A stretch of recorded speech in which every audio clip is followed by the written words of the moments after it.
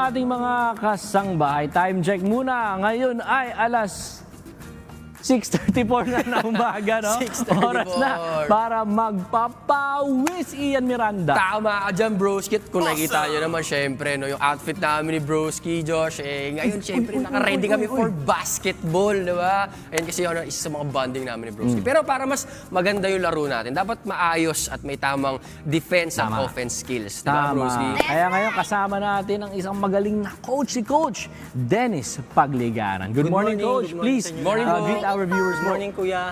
Ngayon, makakasama po si Coach Dennis. Pero bago po natin simulan, no, para sa mga, siguro mga kasambahay natin na hindi pa ganun ka-familiar sa basketball, no? Paano po ba yung tamang offense naman at defense na? Bakit importante? Kasi yung yung ibang mga kasambahay natin, ay okay lang yan. Basta gusto ko lang shumot. Yung isa naman, ayaw shumot, gusto lang dumepensa. Bakit kailangan importante? Kailangan parehas. Hindi pwedeng isa lang yung ifo-focus mo. Yun, so, importante kasi yung defense, no? To prevent the offensive player to score. Yan. So, kailangan talaga dumidepensa tayo. And since good basketball always starts with a good defense, so ang una nating i-demo is yung individual defense Defense skills. muna. Pero ito po kasi 'di ba, alam naman natin meron 5 posisyon sa sa isang team. Merong 1 to 5 na position.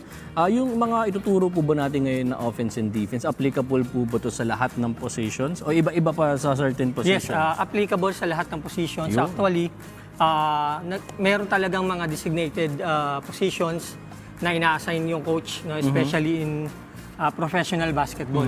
Pero sa youth level basketball, hindi kami nagbibigay ng specific positions. No? Ay, okay. Kasi kailangan nilang matutunan muna lahat ng roles ng lahat ng positions.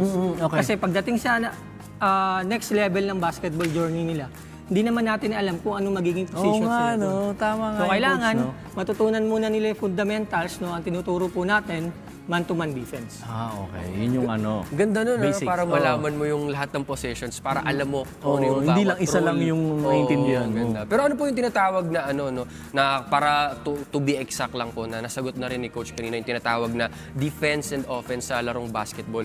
Ano po ba to? Kumbaga, gaano po siya kahalaga rin, Siyempre, when it comes to basketball, gaano po ba dapat na mag-focus ang isang basketball player doon?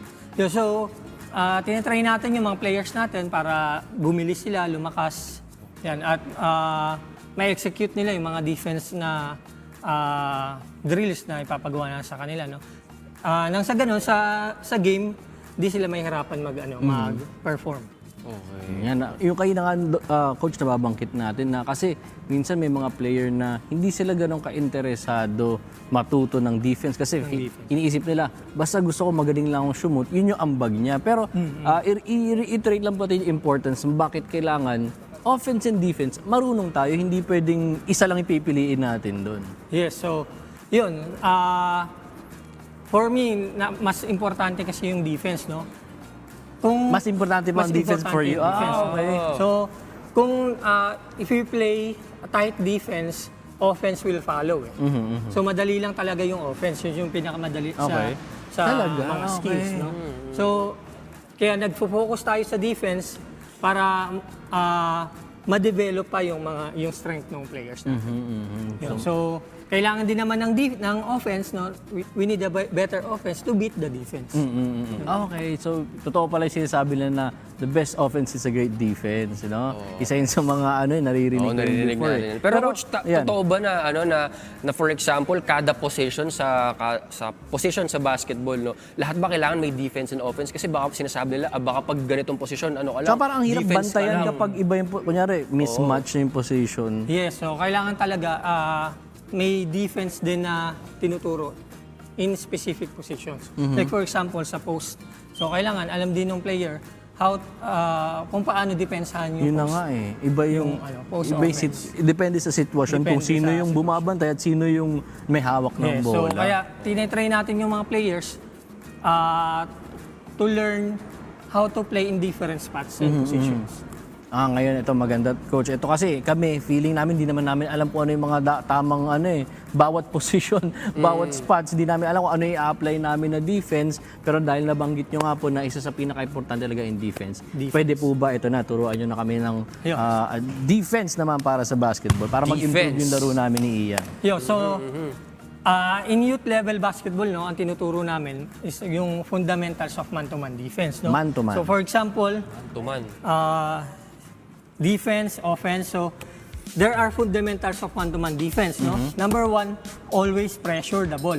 So, for example, ito yung offensive player. So, kailangan naka-athletic stance tayo palagi. Yan, athletic stance. So, how do we pressure the ball?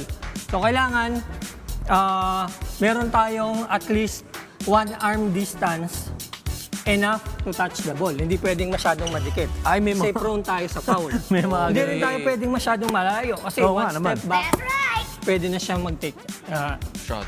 Jump take shot. shot. No? So, one arm distance enough to touch the ball. So, kailangan always trace the ball. Yan, trace. Okay, ilipat-lipat mo.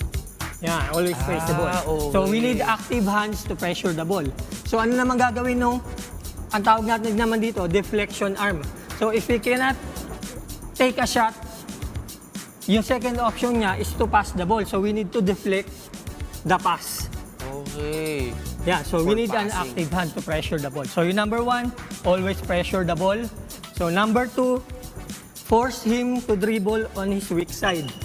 So, dito siya, kung right-handed siya, so ifo-force nyo siya mag-dribble sa weak side niya, sa left. Paano po yun, coach? Kunyari, ito nga yung dominant hand ko, kanan. Oo. So, i-prevent kita dumaan dito. Ifo-force kita dumaan sa weak side mo. Paano po ginagawa yung paano nyo ba po prepare sa na So, i-open ko yung left, tapos haharangan ko na tong dominant okay, side. so parang yung foot forward, ihaharang niya dun sa... Oo. Yeah. So, Left mapo-force ka side, pumunta oo. doon. Kasi, masusundot ko yung bola dyan. Para sa Kailangan kabila ko- ka nga naman pupunta. Kailangan ko ilipat yung bola. Oo. Okay. So, yun. First, always pressure the ball. Second, Pressure, trace. force him to dribble on his weak Weak side. side. Yan. So, dito ako magpe-pressure. Para doon siya pumunta. Mapipilitan ako dito. Okay? And then, pag nag-dribble naman siya doon, kailangan i-bump. So, bro, dribble ka. Bump. Yan. So, to force him naman to pick up the ball and pass to his teammates. Okay. Yung bump na yun, coach, paano yung proper na hindi naman tayo matatawagan ng So, foul? ano Kasi lang, yung iba medyo, masyadong physical naman yung pag-bump nila. Kailangan lang hips and shoulder. Yan, bump. So, dribble ka ba? Hips and shoulder ang tatama. Sige bro. Lagpasan mo ako, halimbawa. Lagpasan mo. Yan. Okay. So, ihaharang lang natin yung shoulder and hips. Importante, hips and shoulder, Shoulder and tatama. hips Hindi lang. iba, baka lumabas yung siko. Pero may hindi tuhod. natin iga ganun. Okay. So, kailangan So, harang lang. haharangan natin. Ibablock So, mo lang. unahan natin siya doon sa spots. Okay, na okay. pupuntahan. Oh. So, and third, if you take a shot, for example, tumira siya, yan, after na ma-release niya yung bola sa kamay niya, we need to create contact and box him out. Okay. So, pine-prevent naman natin yung second chance point. Kasi ang nangyayari sa game, pag tumira na yung offensive player, ang ginagawa ng defense, Oo nga, pinapanood niya na lang, kung shoot o hindi. Oo nga. So regardless kung shoot o hindi, kailangan we need to okay, create oo. contact and then box him out. Oo nga, Pala yun, nakakalimutan things natin to yung mga remember. ganun na kasi So, minsan inaabangan mo na lang. Inaabangan Oo, ko. inaabangan mo lang kung re-rebound So mo anong ba. nangyayari, yung offensive player na wala namang shooting, nakakuha pa ng rebound, Second chance tuloy. nakascore pa din. Score pa rin kahit na minutes. Pag walang defense. So, kaya napaka-importante na. Ngayon, coach, siguro pasampulin natin kay Ian para Sige, ano. ako So, magdi-defense. for Makuha niya example, yung- pinasa ko, tapos pressure ka bro. Okay. Pressure the ball. So, ito. Yan. So, deflection arm. Oh, kailangan. Yan. Kaya Yan, mahirapan okay. siya ipasa dyan. Tapos yung stance, no, So, coach? dribble. Athletic stance. Walang mapasahan. So, you need to I-ano dribble. kasi di ba ito yung dominant ko, kailangan Oh, i-block bro, mo dito yung ka Oo. dapat. So, since ko nandito yung dominant hand mo, dito Yan. ako. Para sa left side siya pumunta. So, dito Tapos, pag nag-dribble siya dyan, bump. Oy, Yan. oy, oy! Oy! Gusto ko yun ganun pala, defense. Okay. So yun yung basic, yung fundamentals of man-to-man defense. Ano po ba yung mga drills na pwede naman natin gawin ngayon para naman ma-instill, kumbaga maalala natin itong mga tips na ito ngayon para po ma-practice din namin po ni Ian. Ayun, so start na naman tayo sa basic movements. So we need close outs, laterals, yan, back pedal. So ang isa din sa purpose ng athletic stance, no? So yung athletic stance, hindi lang siya ginagamit for basketball.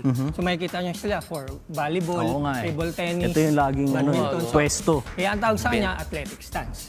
So ito yung ginagamit for defense. So you can move forward quickly, you can do back pedals, you can do laterals, Kailangan parang kumbaga ready ka or laging you can gumalaw. sprint to recover. So marami siyang movement kung nakaganito tayo. Unlike kung nakatayo lang tayo, Kaya hindi nga tayo eh. ready gumalaw. Mabagal ka. Oo, mabagal. May iwanan tayo. Tama. Tsaka parang coach, hindi stable yung balance mo kapag Yes, lagi ka lang nakatayong ganun. Lagi ka nakatayo. Compared sa nakaganito ka.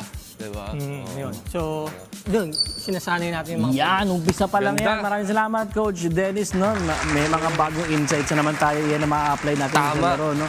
Marami tayong natutunan. Pero hindi pa dyan nagtatapos ang mga ituturo sa atin ni Coach dahil mamaya, alamin naman natin ang tinatawag na offense. Yan ang ituturo sa atin mamaya para naman maka-score tayo sa basketball. Tama ka dyan. Pero bago yan, broski, may tanong muna tayo kay, Ano kay yan? coach. Siyempre sa i-comment na natin. Kung may wallet kayo, coach, na di Uy, nauubos ang pera, saan nyo gagamitin? Uy!